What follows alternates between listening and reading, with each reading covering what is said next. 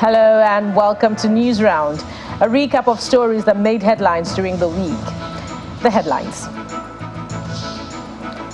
New service chiefs, the Chief of Air Staff, Defense Staff, Army and Naval Staff officially assume duty, vow to end insecurity.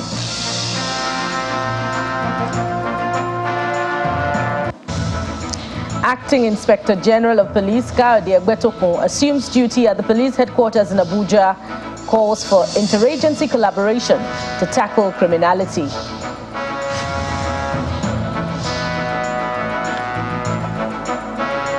Co-chair of the Bill and Melinda Gates Foundation, Bill Gates, engages innovators and creators in a conversation in Lagos aimed at advancing artificial intelligence in Africa to tackle inequity.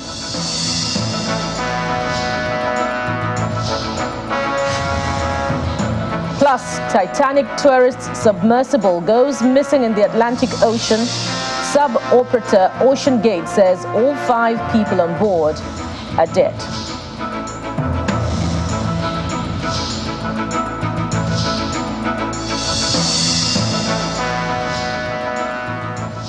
And that's News Round in View. Thank you for staying tuned. I am Bukola Koka. The newly appointed service chiefs have officially resumed duty and they're promising to upscale the fight against insurgency. The first to take charge is the Chief of the Air Staff, Air Vice Marshal Hassan Abubakar, who is promising that the armed forces are building a synergy to combat all forms of security threats in the country.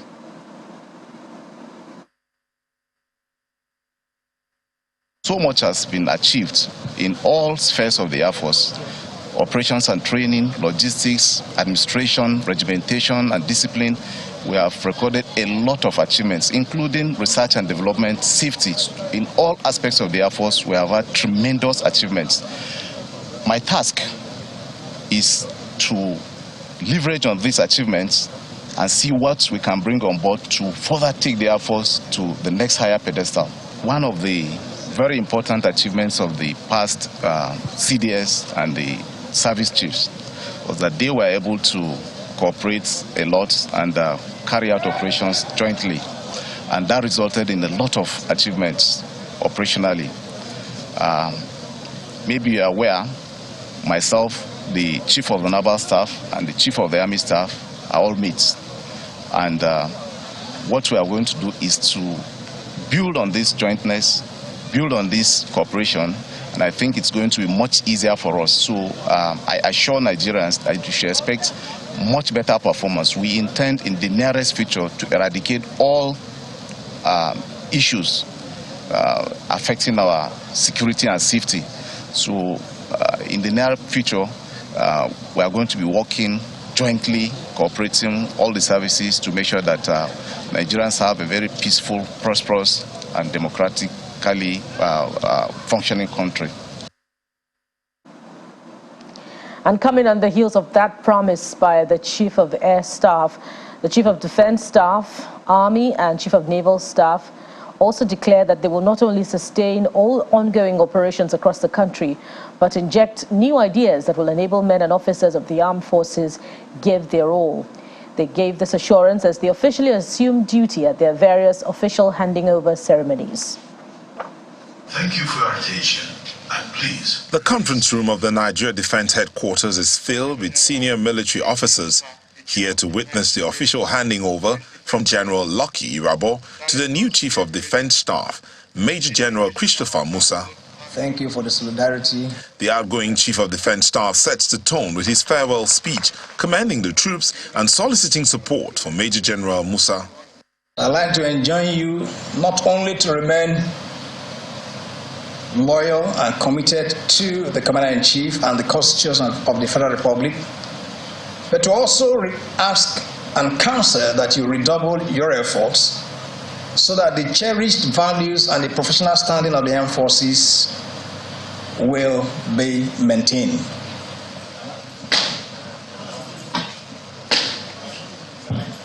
Done with his speech, he proceeds to the handing over proper, a simple yet symbolic ceremony.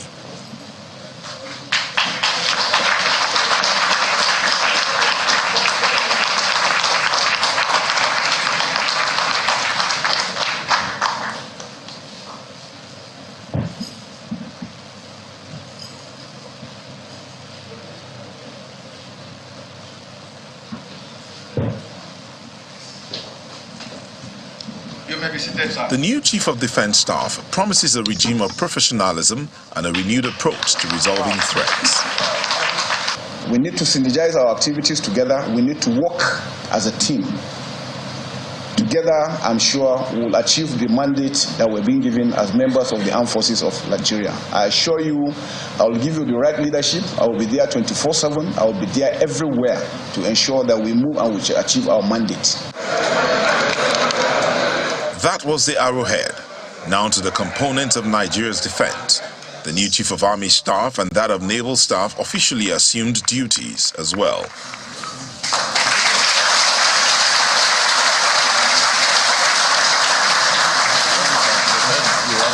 Okay. The simple ceremonies signify the transfer of leadership from the old to the new. I promise that I shall discharge my responsibilities as the Chief of Army Staff with fairness, merit, and hard work shall be duly rewarded, while appropriate measures taken to bring back in line anyone that errs. I am also aware of the immense responsibility that comes with this position, and I am committed to serve our nation with utmost dedication and integrity. Done with all the ceremonies, the Chief of Defense Staff speaks on how the team intends to tackle the threats to Nigeria's sovereignty. My promise to Nigeria is that we'll continue to improve on our mandate of sustaining peace and tranquility in the country. Anybody, especially the criminals, insurgents, terrorists, anyone who thinks otherwise should be ready to face the music. Before this day, the Chief of Air Staff, the Inspector General of Police and other heads of security formations, as well as the paramilitary, assumed their duties. And now that all that has been taken care of, Nigerians will be looking forward to seeing improvement in the country's security.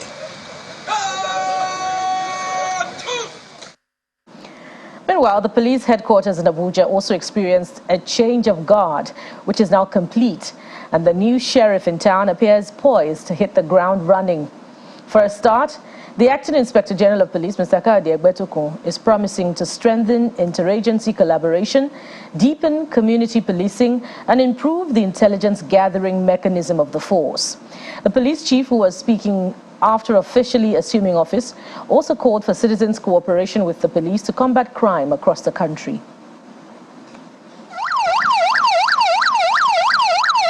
The Acting Inspector General of Police, Mr. Egbetokun, arrives at the premises of the force headquarters in Abuja as he officially assumes office as the new police boss. He inspects the guard of honor before proceeding to the hall where a brief handing over ceremony is conducted.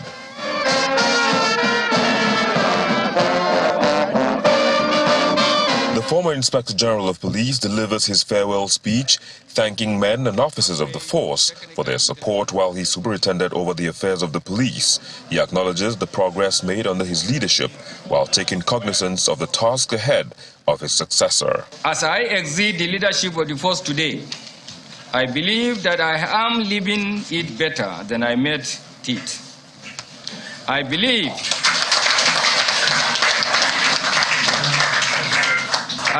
that I have added value to policing in Nigeria. I hold the firm conviction that the steady progress has been made in all the components of my promise to change policing narratives and in our journey to restore the dwindling police primacy within the internal security architecture of the country.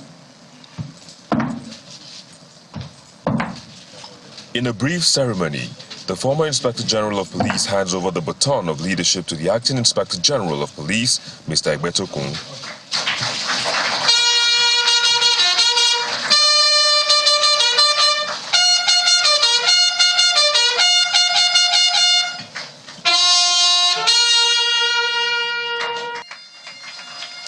The new police boss promises to prioritize the fight against all forms of criminality as he asks for the cooperation of citizens. We face numerous challenges that require the concerted efforts of every citizen to overcome. As the Inspector General of Police, I firmly believe that our path to a brighter future lies in collaboration, transparency, and the reformation of our law enforcement delivery system. We will hold accountable those who betrayed the public trust in us, ensuring that they face the full force of the law. Additionally, we will actively promote a working culture that will encourage officers and citizens alike to report instances of corruption or abuse they may witness. Mr. Kaide Egbetokun brings the number of indigenous Inspector General of Police since independence in 1960 to 22. And now to the Presidential Election Petition Court in Abuja, where a witness called by the PDP candidate Atiku Abubakar has accused the electoral umpire of deleting results on all the bimodal voter accreditation systems he inspected. Mr. Hitler Nwana tendered a forensic report arising from the conduct of the February 25 presidential election, but admitted that he did not inspect all the BVAS machines. The INEC lawyer, Abubakar Mahmood, stated that going by the 110 BVAS devices inspected by the witness, only 0.069% of the machines deployed nationwide were inspected. Lawyers for the People's Democratic Party, Labour Party, INEC and the All Progressive Congress and President Bola Tinubu are back at the Presidential Election Petition Court for the continuation of hearing in the petitions challenging the victory of President Bola Tinubu. The day's proceedings gets underway with the petition of the PDP, who calls a digital forensic analyst, Mr. Hilton Wala, the 26th witness of the party. Led in evidence by the lead counsel to the party, Mr. Chris Uche, the witness told the court that results from the 110 BVAS machines he inspected were deleted by INEC. When he was cross-examined by the counsel to INEC, Mr. Abubakar Mahmood, the witness said he attached a standard device used for such an exercise to the machine to arrive at the conclusion with the authority of the commission. However, Mr. Mahmood informs him that the 110 machines he inspected are just 3.4% of the 3,163 machines that were deployed in the FCT and 0.06% of BVAS machines deployed nationwide. The witness also rejected an attempt by INEC's counsel to make him assess a BVAS machine in court. Counsel to President Tinubu, Mr. Wale Olanipekun, also confronted the witness by questioning a portion of his report, where he said that from his inspection of the machines, nothing was wrong with them. Mr. Olanipekun asked him how he knew that there was nothing wrong with the machines, since he was not in Abuja on the day of the presidential election. After the witness was discharged, the petitioners went further to tender Forms EC8A series from 20 local government areas in Ogun State, 17 local government areas in Ondo State, 27 local government areas in Jigawa State, and 20 local government areas in Rivers State. As part of our strategy today, we called a very vital witness, a digital forensic expert. And you remember that this is the very first time we are having a technology-driven presidential elections in Nigeria. So the evidence that this witness has profiled today, a witness who examined the BVAS machines used, is very, very vital. Next is the petition of the Labour Party. The party calls a cybersecurity expert, Chibuoke Ogwoke, who insinuated that the Amazon Web Service could not have shut down as it was the responsibility of the service provider to be up and running. The service is the host of the INEC Results Viewing Portal, where the election results were being uploaded. However, the cybersecurity expert points out that some uploads on the portal are incorrect, such as a picture of a book rather than a result. He argues that the chances of errors being detected after the deployment of an application are negligible. Hearing in the petitions have been adjourned to Friday for continuation. Emanuela Ekele, Channels Television News. And when News Round returns, co-chair of the Bill and Melinda Gates Foundation, Mr. Bill Gates, meets innovators in Nigeria. Stay with us.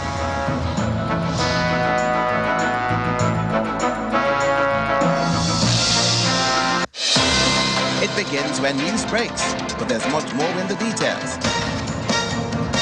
That's where special report comes into the picture, locating source and destination of the news. Something needs to be done. We don't need to negotiate that.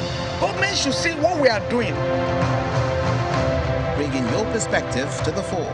If those arrested are those protesting against police brutality, I would say that such arrest is unjustified. Exploring angles that may provide solutions, giving you the opportunity to understand the issues and make decisions. Watch Special Report on Channels Television.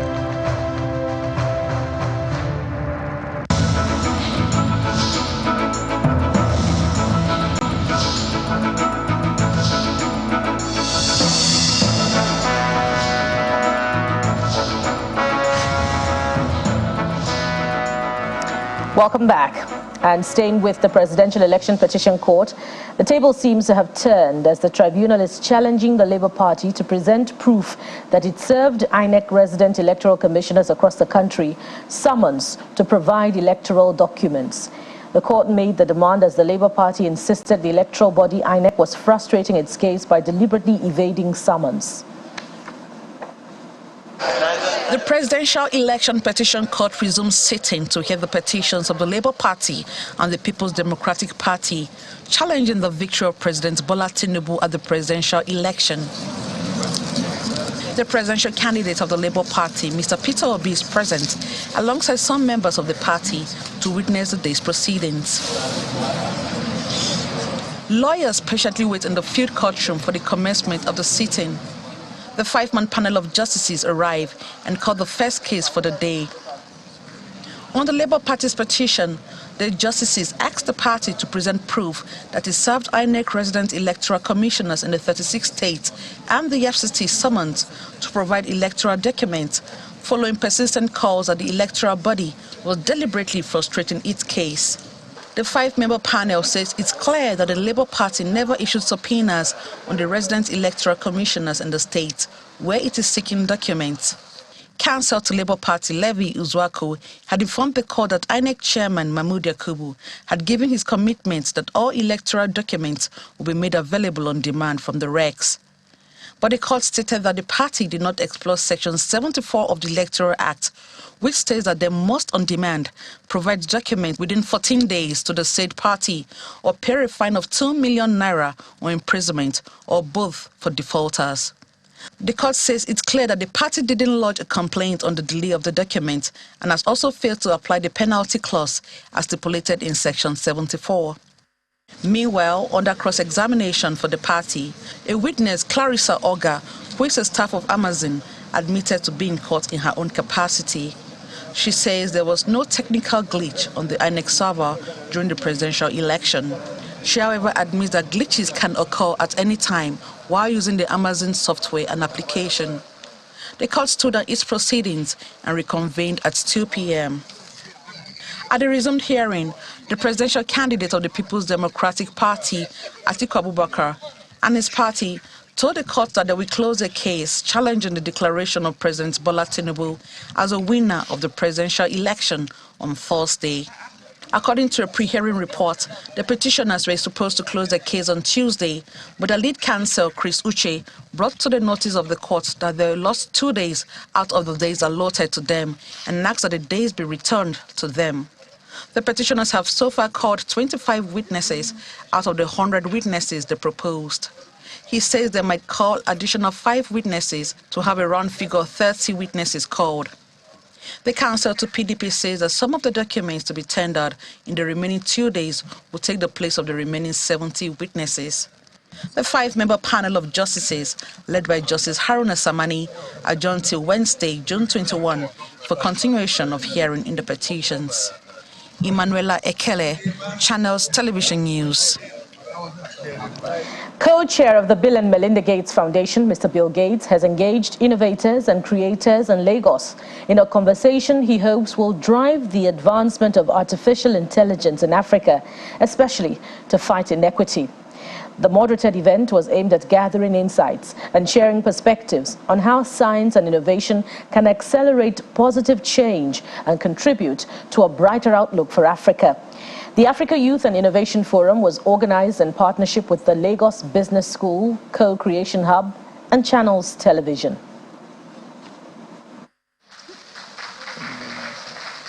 It's a room full of startup founders, technology experts, innovators, and some of the brightest minds in Nigeria as they come together to gain insight from a tech icon and global changemaker, Bill Gates.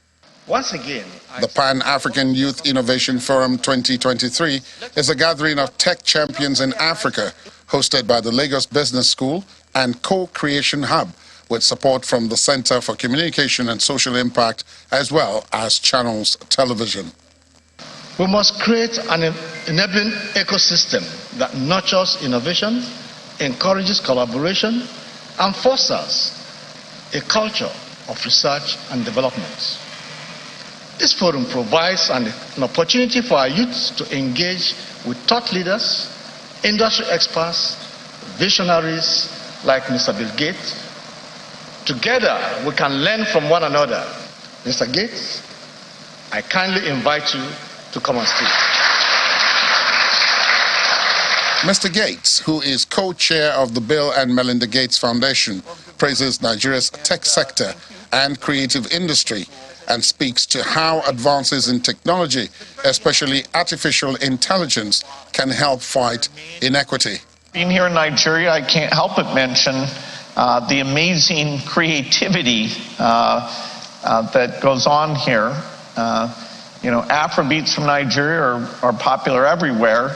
When my daughter Phoebe heard I was coming to Nigeria, she said, "Oh, you're lucky you get to go see Burma Boy and Rima." So I had to look them up because I'm so hip. Now, talent and determination will be key to reduce the big equity gaps in this country. How we're going to take AI and use that in positive ways. A lot of talk about the challenges, and that's valid, but AI is going to be used for things like designing malaria drugs. Malaria is a great example where there's not a great market opportunity, and so the normal approach wouldn't prioritize that. But when we put on this lens of inequity, obviously that's something very important. After his speech, the American business magnate and investor, best known for co-founding software giant Microsoft, engaged in a chat with Bosun Tijani, co-founder and CEO of Co-Creation Hub, during which an opportunity was provided for members of the audience to ask questions. Before your next trip or in the next 4 years, what sort of progress would you like to see in the country? Since the turn of the century, the reason that globally childhood deaths have been cut in half is largely because we added new vaccines for pneumonia, for diarrhea, a variety of vaccines, and we were able to drive that vaccine coverage up. And so, our goal, I'd say, in the country is helping to get the primary health care system to execute on that very basic intervention. Imagine you had a magic wand and you could determine public policy in Africa, just one policy. What would that one policy be that would have the most impact and unleash the potential of youth in Africa? Lagos is advantaged economically relative to the rest of the country, but I do think the government has to commit, hey, we are going to do better in health and education. And in return for that, as we're shifting, some subsidies, part of that is going to be getting up to a level that, really is an investment in the next generation. The Youth Innovation Forum is an avenue for Mr. Gates to engage young innovators and creators who are providing solutions to Africa's challenges, as well as share insights on how they can drive positive change in various sectors on the continent using artificial intelligence. Some panelists coming on stage shortly. Some cheering news coming from outside the shores of the country, in New York to be precise, where the city's mayor has been applauding the contribution of the Nigerian community in the city. The occasion was the welcome reception at this year's Association of Nigerian Physicians in the Americas annual convention held near Times Square in New York, United States of America. The association represents the professional interests of over 4,000 medical professionals in the Americas. On behalf of all the LOC members, we have planned a series of... The Association of Nigerian Physicians in the Americas hosts its 28th annual convention in New York City. New York was hit really hard during COVID. We lost AMPA members. We sacrificed for the city, and the mayor is recognizing us for that. We welcome the 110th mayor of the welcome receptions addressed by New York City Mayor Eric Adams was warmly received as he welcomed the attendees to New York City and urged the Nigerian medical practitioners in the United States not to ignore the various medical challenges that are confronting our communities. He said the moment is not about elevating the mayor, but rather it is about using their professional expertise to help.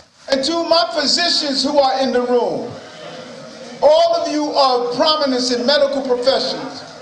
There are too many medical crises in our community for us to have aspired to get to this level and ignore what is happening around mental health, what's happening around healthcare, what's happening around diabetes, illnesses, and what we're going through. It's time for us to seize this moment that we are in. That is what this moment is about. The moment is not about elevating Eric to be mayor. The moment is about elevating our community and the things that we deserve and the things that we fought for. He also thanked all members of the Nigerian medical community in America and Africans in the diaspora for their contributions to public safety and their work toward making the world a safe place for all. Association of Nigerian Physicians in the America today, acknowledging what you have done and what you will continue to do. Really proud of the African diaspora and what you are doing in so many ways. You believe in family, you believe in education, you believe in business, you believe in public safety.